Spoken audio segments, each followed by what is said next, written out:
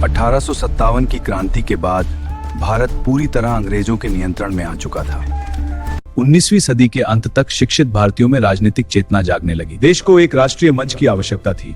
इसी आवश्यकता को देखते हुए 28 दिसंबर 1885 को बंबई में भारतीय राष्ट्रीय कांग्रेस की स्थापना हुई। इसके संस्थापक थे A.O. ह्यूम। भारत के फक्त निश्चय ये पहले अधिवेशन की होकर कर देंगे। कांग्रेस की स्थापना के पीछे कई प्रमुख कारण थे। ब्रिटिशों का अपनी मांगे रखना, ब्रिटिश सरकार के सामने अपनी मांगे रखना, राष्ट्रीय एकता को मजबूत करना, प्रशासन में भारतीयों की भागीदारी बढ़ाना। शुरुआत में कांग्रेस का स्वरूप उदारवादी था। यही संगठन आगे चलकर स्वतंत्रता आंदोलन का सबसे बड़ा नेतृत्वकर्ता बना। 1885 में बोया गया यह बीज आगे चलकर स्वतंत्रता की विशाल क्रांति में बदल गया। कांग्रेस के पहले अध्यक्ष बने उमेश चुंद वकील थी।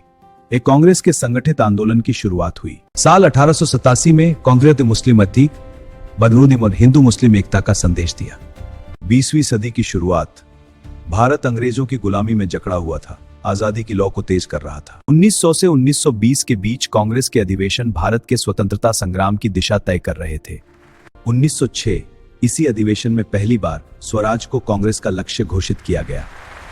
1907 का सूरत अधिवेशन में गरम दल और नरम दल के बीच मतभेद से कांग्रेस दो भागों में बंट गई।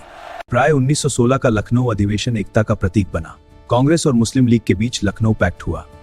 1917 में एनी बेसेंट कांग्रेस की पहली महिला अध्यक्ष बनी। उन्होंने होम रूल आंदोलन को नई दिशा दी। 1920 का नागपुर अधिवेशन निर्णायक साबित हुआ।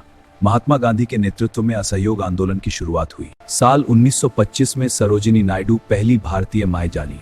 उनके नेतृत्व नई दिशा दी। 1920 से 1925 का समय जिसने स्वतंत्रता संग्राम को जन जन का बर्तन दौर था। कांग्रेस ने अपने खादी, स्वदेशी और सामाजिक सुधारों के माध्यम से जनता को जागरूक किया गया। 1924 से 1925 के बीच कांग्रेस ने अपने संगठन को गांव-गांव तक फैलाया। 1920 से 1928 तक कांग्रेस जैसा बदलकर भूआंदोलन बन चुकी थी। 1923 में कांग्रेस के भीतर मतभेद उभरे। हमें स्वराज पार्टी बनानी होगी, चित्तरंजन में जाकर विरोध करेंगे। 1928 में जब साइमन कमीशन भारत आया, कांग्रेस ने उसका पुरजोर विरोध किया। 1946 का भारत, जहां स्वतंत्रता अब दूर नहीं थी। 2 सितंबर 1946 को वायसराय लॉर्ड वेवेल की देखरेख में भारत की अंतरिम सरकार का गठन हुआ।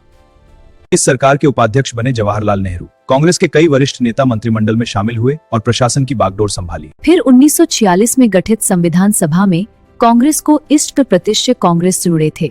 1947 में भारत का विभाजन हुआ और भारत व पाकिस्तान दो स्वतंत्र देश बने। उस 1946 में और ब्रिटिश दबाव के कारण कांग्रेस ने विभाजन को अनिच्छा से स्वीकार किया। भारत की आजादी की लड़ाई में एक संगठन सबसे आगे था, भारतीय राष्ट्रीय कांग्रेस। लेकिन 1947 के बाद कांग्रेस के सामने एक नई चुनौती थी, आजादी की लड़ाई से निकलकर देश चलाने वाली राजनीतिक पार्टी बनना। आजादी के बाद कांग्रेस ने खुद को एक जन आंदोलन से एक संगठित राजनीतिक पार्टी में बदला। कांग्रेस ने देश को कई योग्य प्रधानमंत्री दिए। इंदिरा गांधी, राजीव गांधी थे, मनमोहन सिंह। 1970 के दशक में कांग्रेस अपने राजनीतिक शिखर पर थी, जब लगभग पूरा देश एक ही पार्टी के अधीन था। आज आलम यह है कि केवल कुछ राज्यों में कांग्रेस की सरकार बच गई है। वो पार्टी जिसने गांधी, नेहरू जैसे नेता दिए, आज वो कांग्रेस पार्टी विलुप्ति की कगार पर है।